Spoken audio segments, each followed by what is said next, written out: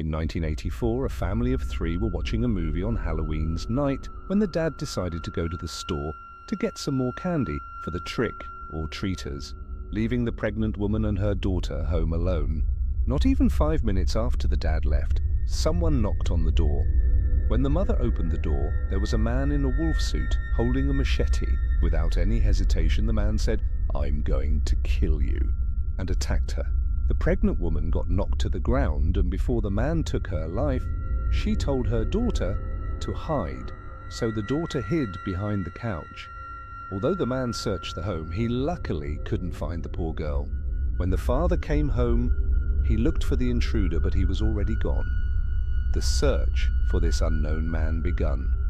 The police would later find traces of blood leading from the home where the woman, Doreen Herbert, lost her life to the house of her ex-husband.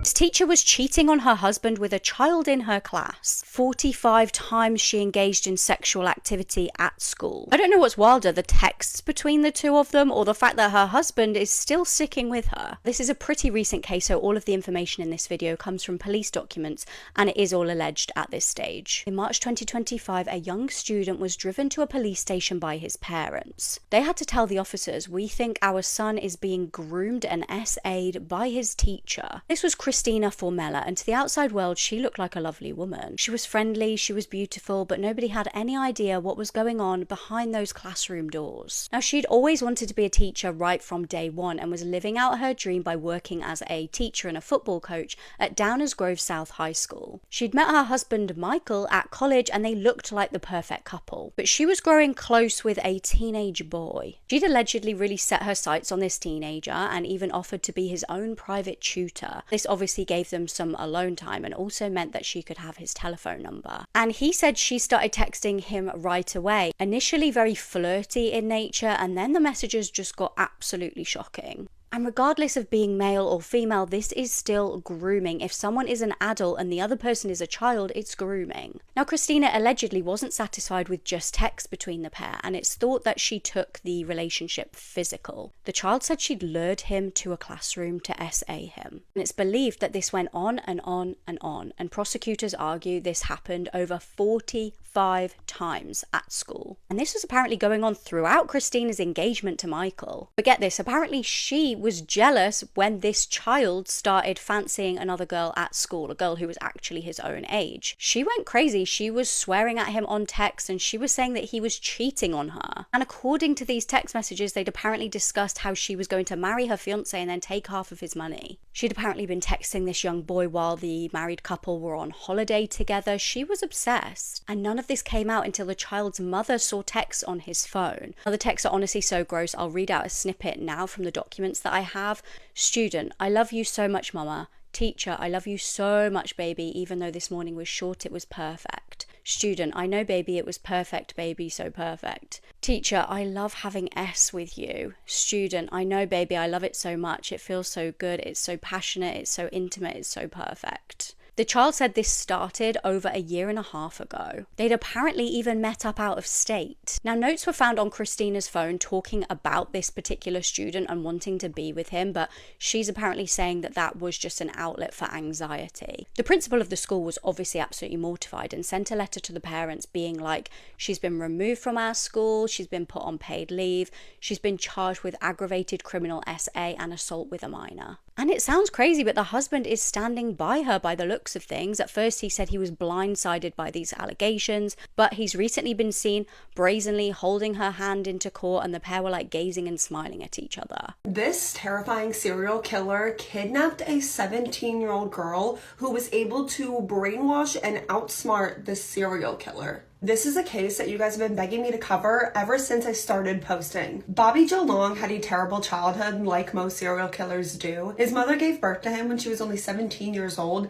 and then his father abandoned him and his mom when he was only 2. And Bobby's mom was a pretty bad mom, and Bobby had some mommy issues because of it. His mother was really neglectful, always out partying, leaving Bobby home alone, and then his mom would bring home these random men for like a hookup, a one-night stand. But the thing is, Bobby and his mother could only afford a 1-bedroom apartment, and Bobby and his mom shared the same bed, meaning that his mother was bringing home these random men and sleeping with them on the same mattress that her son Bobby was sleeping in. And somehow that's not the worst of it, because Bobby and his mom shared the same bed up until Bobby was a teenager, meaning his mom was hooking up with random men in the same bed as her teenage son.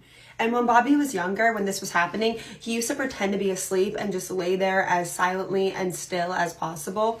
But when he got older, he started to watch his mom hook up with these men, and he liked it. When Bobby was 14 years old, he met his first and only girlfriend, and the two of them would actually get married and have 2 children.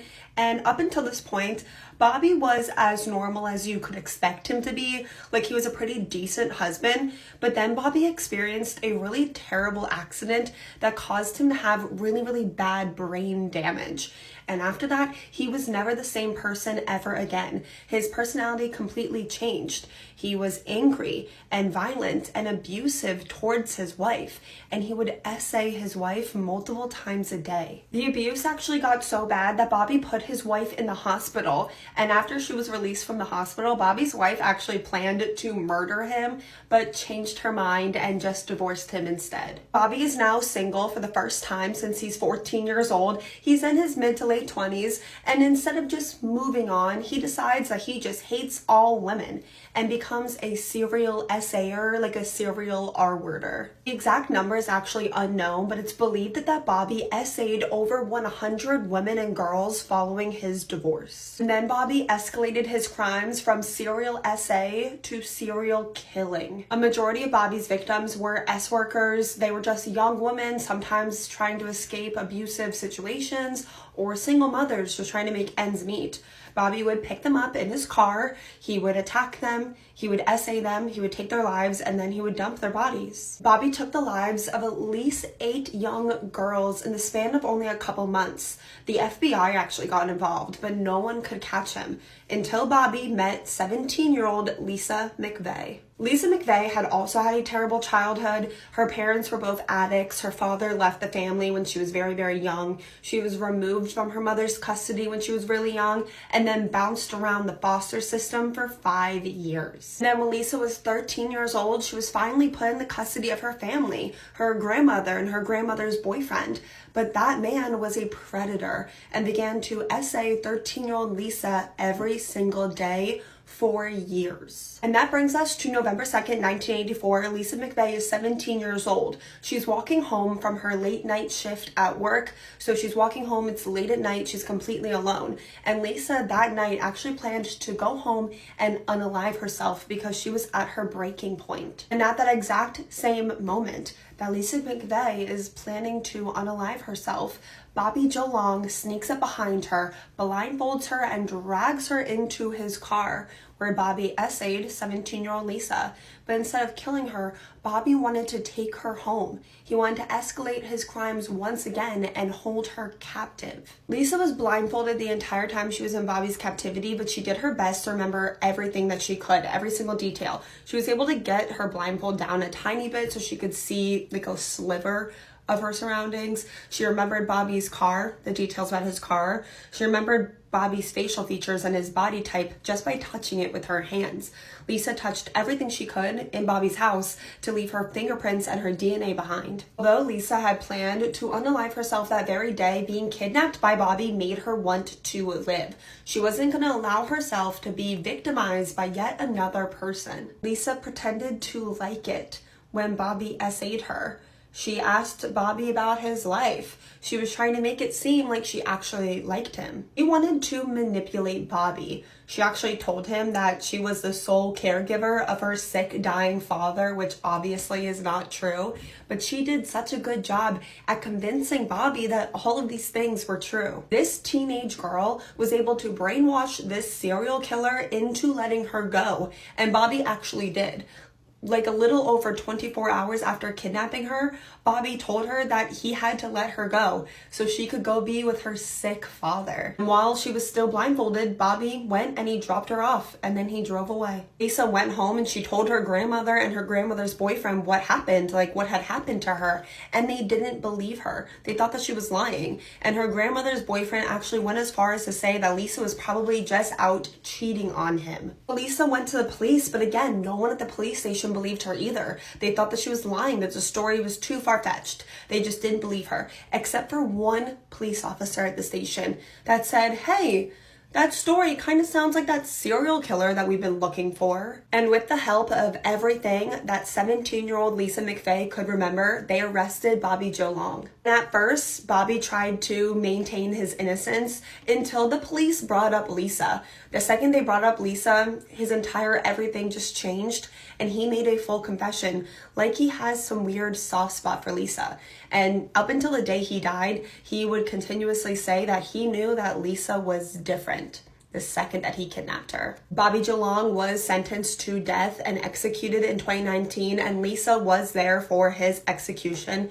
She went on to start her own family and a career in law enforcement because she wanted to help protect other children, which I think is a really beautiful ending to this horrific case.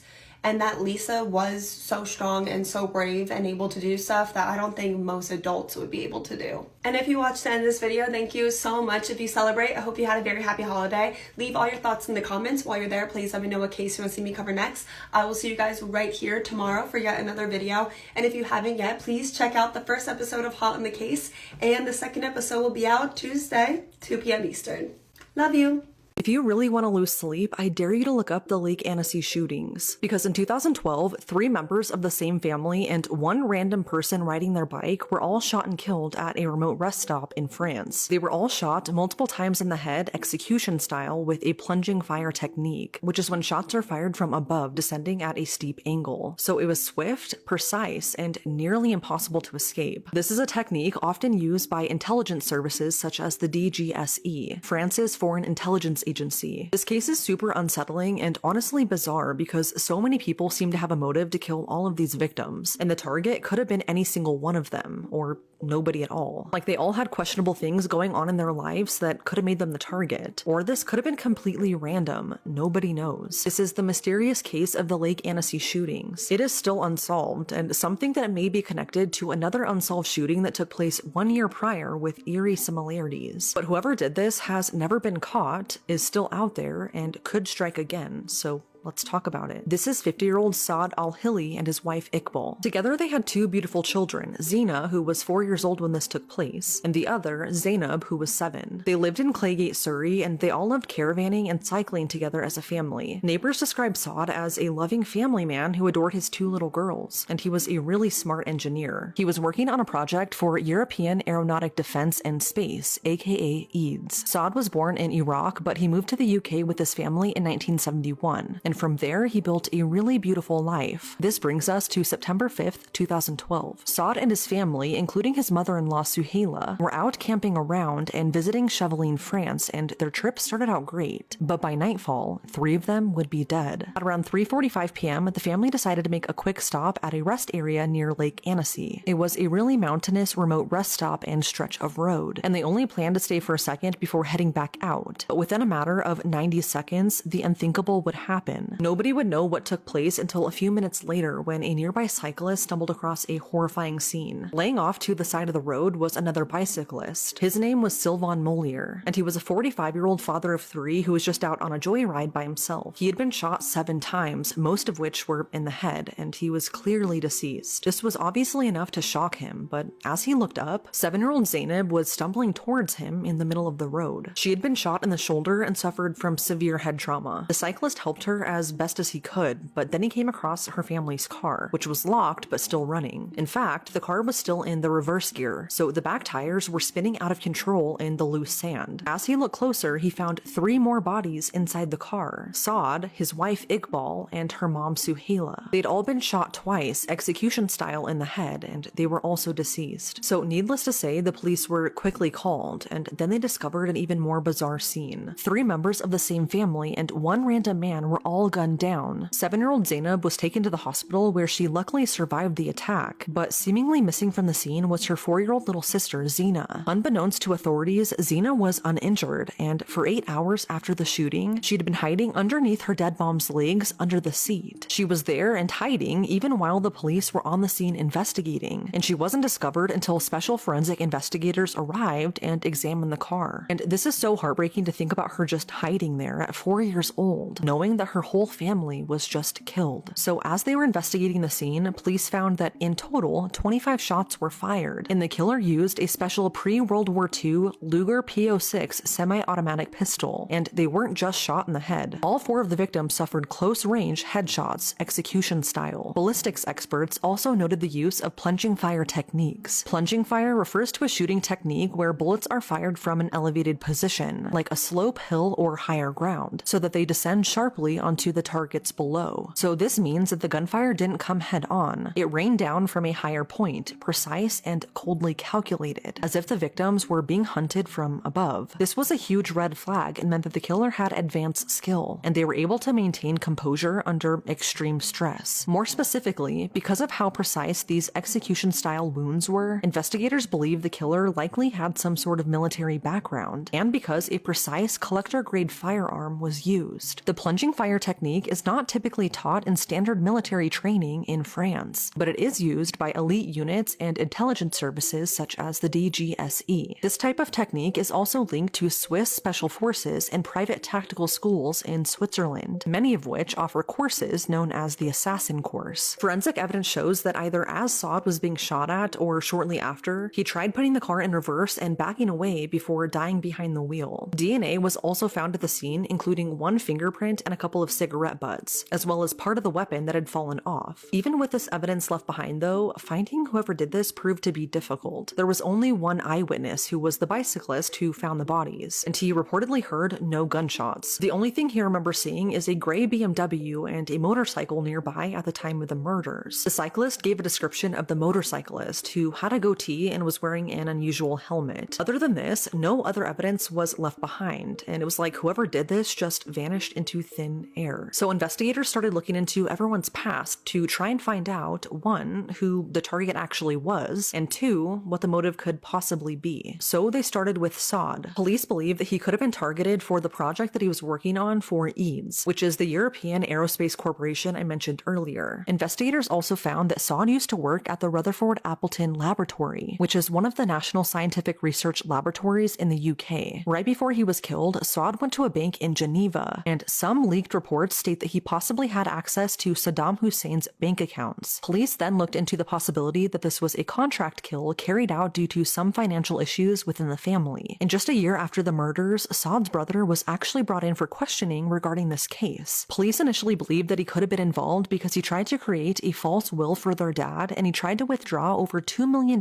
from his bank account in Switzerland. His brother denied having anything to do with the murders and begged to take a polygraph test, and after a thorough investigation, police cleared him as a suspect. And what ultimately made them rule out that this was a contract kill was how old the weapon that was used was. No professional hitman would use such a vintage gun like this. So although there were some pretty big motives that Saad was the target, police couldn't prove it. So then they moved on to the next person, which was Sylvan. Since Sylvan was the odd man out and had no connection to the Al-Hali family, they were really interested in getting to know his background to see if he was possibly the target instead. Sylvan was a local father of 3 who worked as a welder in a workshop at a subsidiary of Areva, which is a French company that specializes in nuclear power. Police say that it's not likely that he was exposed to some big nuclear secrets that nobody wanted getting out, but they can't rule this out as a possibility. The next theory that police had was that this could have been carried out by a lone psychopath. So 1 month after the murders, some confidential police files were leaked to a local newspaper. In those files, police stated that they believed these killings were carried out by a lone and psychologically disturbed killer. Their reasoning was that the killer, again, used such an old pre-World War II weapon that they felt that this person definitely had some extensive training. But at this point, they didn't believe that this was a professional assassin. A local ex-policeman was later thought to be the killer as he resembled the composite sketch of the motorcycle man with the goatee and weird helmet. As police were searching his home, they found several similar vintage guns, but they were able to compare his DNA to what was left behind at the crime scene, and it didn't match, so he was released. And then And shortly after this, the real motorcycle witness that was spotted near the crime scene that day was actually tracked down, but police believe that he was just an innocent passerby. The last two people that I'm going to mention probably make the most sense. One is Patrice Menegaldo, an ex-French Foreign Legion soldier from Eugene. Patrice was actually interviewed back when the murders first took place because he had a 7-year affair with Sylvain's sister, and he actually knew Sylvain's partner. But at the time of that interview, police didn't suspect him at all. Shortly after he was interviewed, Patrice took his own life because he felt like the police thought he was a suspect. In reality, they only looked at him as a suspect because he took his own life over it. Honestly, no one thought he was involved until he died at the hands of himself. And lastly, some think that Nordani Leilande could be involved. Nordani is a suspected serial killer and a 34-year-old ex-soldier at the time of the crime. He killed an 8-year-old little girl at a wedding where he was a guest, and not long after, a soldier named Arthur was killed in the same area. Arthur had been hitchhiking, and no one knew who killed him until police started investigating Nordani for the murder of the 8-year-old little girl. Then, police found that his phone had pinged in the same area where Arthur's body would eventually be found. And adding more fuel to the fire was the fact that Nordani's car was seen in the same area on CCTV. Investigators then found that he looked up decomposition of a human body on the internet after they were both killed. So because of all of this, some think that he could have been involved in the Lake Annecy shootings, but no physical evidence ever tied him to the crime. Over the years, so many people have been arrested for this, but then later released because police can't find any concrete evidence, which is sad. And as of today, this case remains unsolved. In 2020, a forensic psychologist put together a psychological profile of the Lake Annecy killer. From that report, the shooter is believed to be around 30 to 40 years old, is either unemployed or has a low-paying job, lives alone, and is accustomed to failure. They likely have a prior criminal record and maybe even exhibited signs of a personality disorder from a young age. They were possibly abused as a child and maybe even suffered a head injury during early development, and they have a 50% chance of having previously served in the military. So authorities are hoping that with this new profile, they can start to narrow down some suspects. Also in 2020, police gave the All Holly daughters a journal for them to try and write down any potential flashbacks or memories they may get from that fateful day. And this actually seemed to work, because Zainab wrote down that she remembers pacing back and forth around her mom and dad's car that day, while her parents yelled at her to get back in the car. She continued to write how she remembers being grabbed by a bald man with fair skin, blue eyes, and severely bitten fingernails. The man was wearing leather pants and a leather blouse jacket that's seen a lot of times in military clothing and uniforms. The man then shot her in the shoulder and would have continued shooting her, but the pistol jammed. So that's when he started beating her in the head with it, causing the trauma. She then lost consciousness, and the next thing she knew, she was in a hospital bed. Since the weapon was never found, ballistic analysis has really helped narrow down the search, and it's honestly the primary focus of the investigation. Investigators believe that the killer has specialized military training, and because of how accurate the execution-style wounds were, they believe that the killer is a Swiss soldier in his 50s, or at least was at the time of the murders. Some evidence even suggests that the killer may have opened the car door, leaned in, and started firing. So many agencies have teamed up to try and solve this case, but so far they have zero leads. A lot of people think this case could be connected to the 2011 unsolved murder of Xavier Bolland. Xavier was 29 years old when he was shot and killed at a rest stop near Malveau. He'd only stopped there for just a few seconds as he was coming back from vacation, and he had his 2 little kids sleeping in the back seat. He was shot 5 times, including a final plunging fire headshot, which is eerily similar to the Lake Annecy case. Unfortunately, there were no eyewitnesses or CCTV in this case, so it remains unsolved as well. But that's not the only similarity between the two cases.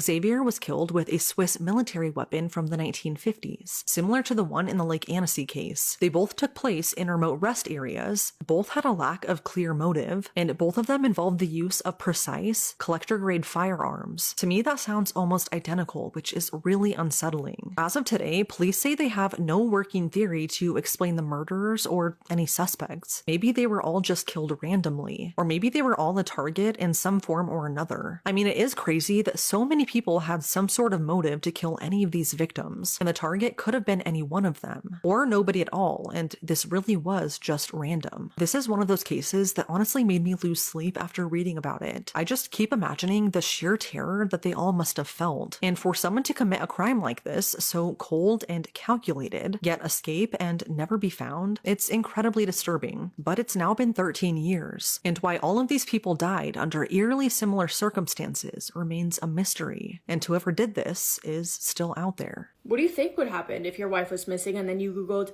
best way to dispose of a body, follow it up with, can the FBI tell when you've accessed your phone? Right. Grown man, by the way, whose brain is supposed to be fully developed. The trial is currently ongoing. Everything that I'm saying in this video is alleged, and I guess Brian Walsh is innocent until proven guilty. On December 31st of 2022, Anna Walsh, a regional manager who worked for a real estate company as well as a mother of three, hosted a New Year's Eve dinner with her husband, Brian Walsh, at their house in Cohasset, Massachusetts. The following day, she disappeared and was never seen again. By friends, Anna has been described as kind, inspiring, compassionate, loving, and respectful. By coworkers, she's been described as caring and supportive and as, quote, everything you would want in a colleague, direct supervisor, and a friend, end quote. But let's go back for a second to give you some context. It was 2008 when Anna first laid eyes on Brian Walsh when she was working at her job at a hotel. And for her, it was love at first sight. They started talking, had a lot of things in common, started dating. Fast forward to 2015, Brian proposes to Anna and they get married shortly after. In 2016, they had their first baby boy. 2019, they had their second. And in 2020, they had their third. All boys. At the time of this case, Anna was working for Tishman Speyer and she was traveling back and forth from her house with Brian in Cohasset, Massachusetts to a townhouse that she also owned in Washington, D.C., where her job was located, so she would commute there throughout the week. And if you looked at Anna and Brian's marriage and just Anna's life from her social media, you would think that they had the perfect little life, white picket fence, the whole thing. However, that was not exactly the case. According to Anna's close friends and family, there was tension in the marriage and a lot of it came from what Brian was dealing with. In December of 2022, shortly before her disappearance, Anna had been thinking about divorce. She was the main breadwinner for the household, and because her office was in DC, she wanted to move her family there because it just made the most sense. But she couldn't because her husband Brian was stuck in Massachusetts at their house on house arrest awaiting sentencing after pleading guilty to an elaborate art fraud scheme. He was known as a big-time art dealer, I guess you could say, and he was accused of selling fake paintings. Brian was claiming the paintings were real, and he was working with a buyer who paid $80,000 for a painting that turned out to be fake. It turns out that he had forgeries made, like copies, fake versions, and then sold those for a lot of money, claiming and lying and saying that they were the originals. And his whole scheme and web of lies reportedly involved multiple transactions across US states but also internationally. In 2021, in federal court, he pled guilty to charges including wire fraud, interstate transportation for a scheme to defraud, possession of converted goods, and unlawful monetary transactions. So he was waiting to be sentenced for that, and there was a possibility that he was facing up to 50 years in prison. On top of that, he had additional charges against him because he pretty much stole money from his father after his father passed away and left Brian out of the will. Needless to say, he was in deep legal trouble, and that of course affected their marriage, their children, and their family massively. Brian is also known to be aggressive and have a bad temper. Actually, in 2014, when Brian and Anna were dating, not married yet, Anna went to the police to report that Brian had threatened to kill her and her friends. However, nothing really came from that, and the case was dropped after Anna declined to cooperate with the police. So like I said, Brian and Anna spent New Year's Eve, December 31st of 2022, at a dinner party they hosted at their house. But by January 1st of 2023, the very next day, her friends and family members began having a really hard time getting in contact with her. She wouldn't answer to anyone. No one could get a hold of her. A few days later, on January 4th, Anna Walsh was officially reported missing separately by both her employer, Tishman Speyer, and her husband, Brian Walsh. Her work reported her missing because she had failed to show up to work for the last 3 days, which was extremely out of character for her, and her employer was the one who officially reported her disappearance first. Even though Brian called to report it the same day, her employer filled out the initial missing persons report. But that aside, obviously Anna lived with Brian and they had 3 young kids together, and yet even though Brian claimed that he hadn't seen her or spoken to her since January 1st, for some reason he waited until the 4th to report it to authorities. The story that Brian told police was that in the early hours of the 1st, Anna left the house to catch an early flight to go to DC for something work related. So he says that she called for a ride, left to go to the airport, and he really wasn't concerned that he hadn't heard from her because he assumed that she was just busy with work. But there was no proof at all that Anna ever called a ride to the airport, no proof that she ever boarded any flight to DC at all. In fact, no proof of any movements from her whatsoever. And after looking into it, investigators also noticed that no debit or credit cards of Anna's had been used since the 1st. They also noticed that her phone's location was showing at her and Brian's house in Massachusetts on the 2nd, which really made no sense because Brian was claiming that she left to go to to DC on the 1st, and apart from her location showing that she was in Massachusetts on the 2nd, there had been no activity on her phone at all since the 1st. All signs pointing to the fact that Anna hadn't been seen or heard from by anyone since New Year's Day. As far as Brian's movements on the 1st and in the days following Anna's disappearance, he told authorities that he had been busy running around doing errands for his mom, and he named off some stores that he supposedly stopped at for these errands. However, after checking CCTV footage, there was no sign at all that Brian had been at any of the stores that he claimed to have been at. But do you want to know where he was seen? He was seen on CCTV footage at a Home Depot spending $450 on cleaning supplies. It was January 2nd when he made that big purchase at Home Depot, buying things such as tarps, tape, a protective suit, gloves, mops, brushes, boots, buckets, goggles, baking soda, and a hatchet. He paid for all of that with cash. Sus, because that would be consistent with what he would need to, say, clean up a crime scene or get rid of evidence. And if that wasn't sus enough in itself, he was also seen wearing gloves and a mask when he paid for those items. The very next day, on the 3rd, he was caught on CCTV cameras again. Surveillance footage shows a man matching Brian Walsh's appearance in a car driving to an apartment complex dumpster where he is seen disposing of a heavy garbage bag. Over the course of that same day, he drives to multiple apartment complex dumpsters and gets rid of multiple trash bags that appear to be pretty heavy by the way that he's carrying them. Not all bags that he threw away were able to be recovered, which is extremely unfortunate because who is to say what was in them? The trash had been picked up and the dumpsters had been emptied by the time that the investigation began, which sucks a lot. But in the bags that were able to be recovered, investigators found several items tied to Anna Walsh, including clothing, her vaccine card, her purse, and her boots, and I think also maybe her keys, as well as cleaning supplies such as the tarp and the protective suit that he had purchased at Home Depot, towels, rags, slippers, tape, gloves, and a carpet. A lot of those items were stained red with blood, showing proof of a failed cleanup attempt, and a lot of them had not only Brian's DNA on it, but also Anna's. The following day on the 4th, Brian was seen at TJ Maxx and Home Goods buying new towels, bath mats, and men's clothing, and just to put the cherry on top, when authorities showed up to his house to look for Anna after her employer had reported her missing on the 4th, when investigators showed up, they saw Brian's car there with the back seats laying down and plastic liner covering the seats. When they came back the next day to talk to Brian again, his car was clean and it looked like it had been freshly detailed and vacuumed. I mean, if you were to write down an instructional manual on how to get caught for a crime, you would list off doing exactly what Brian did. But just in case you're still on the fence on what Brian did or did not do, let me walk you through some of his Google searches. Days after Anna was reported missing, Brian voluntarily gave his son's iPad to authorities. I believe since then it has now been confirmed that the searches were actually made on his laptop but synced to his son's iPad because they shared an Apple account. But either way, some of the searches are as follows. On January 1st, starting at 4:52 in the morning and throughout the entire day up until 2 p.m.,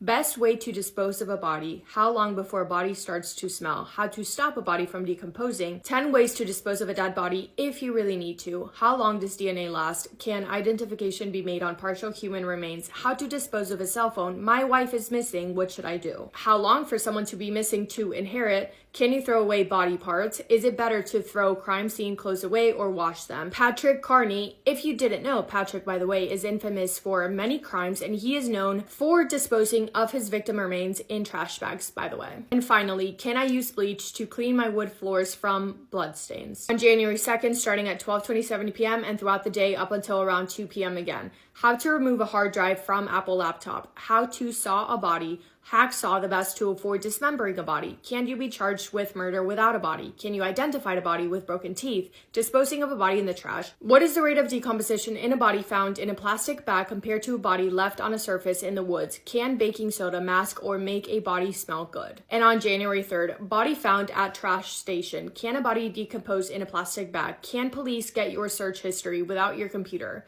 When Brian was confronted about this, his response was, I don't really use that iPad, so that's really weird. After receiving a search warrant to search through Anna and Brian's house in the basement, authorities found DNA of Anna's all over the carpet as well as a bloody knife. It was clear that Brian had attempted to clean up what he did, but even with his attempts, he more than failed. Brian Walsh was initially arrested January 8th of 2023 and charged with misleading the police in the investigation into Anna's disappearance, and 10 days later on the 18th, he was officially charged with first-degree murder, improper conveyance of a body, and misleading police investigation. He pleaded not guilty. Since then, last month on November 2025, right before his trial began, or maybe it was on December 1st, I need to fact check that, but right before his trial began, he changed and pled guilty to the 2 lesser charges, so willfully conveying his wife's body and misleading the police. However, he did not plead guilty to first-degree murder. And he's currently on trial as we speak, and he could be facing life in prison without the possibility of parole. It is the belief of the prosecution that Brian's motive for killing his wife was not only because he believed that she was having an affair leading up to her disappearance, but also because he was the sole beneficiary of Anna's $2.7 million life insurance policy. The prosecution is fighting to prove that he not only killed her, but also dismembered her. And it's also been alleged that Brian's mom hired a private investigator to follow Anna around in DC to get proof of the alleged affair. But because Anna's body has never been recovered, the case relies heavily on circumstantial evidence, including digital logs, forensic findings, and the timeline of Brian's movements. My heart is so heavy for Anna's loved ones right now, because I just can't imagine ever in any case having to sit in a courtroom and listen to all of these horrible things, let alone coming from her husband, the person that she loved, the person that she trusted. Whatever their relationship status was, even if they were gonna get a divorce, get the divorce. I don't know, but I just hope that justice is found for Anna and all of her loved ones and her family members. This is horrible. Anyway, I'm sure a lot of you guys are staying up to date with this trial. I know I am, so let me know what you think about this case in the comments. But yeah, that is all I have for today. Thank you guys for spending time with me today. I hope you're having the best day. Now go do something to make it the best day. Make somebody happy, and I will see you in my next video. Massive kiss on the forehead to every single one of you.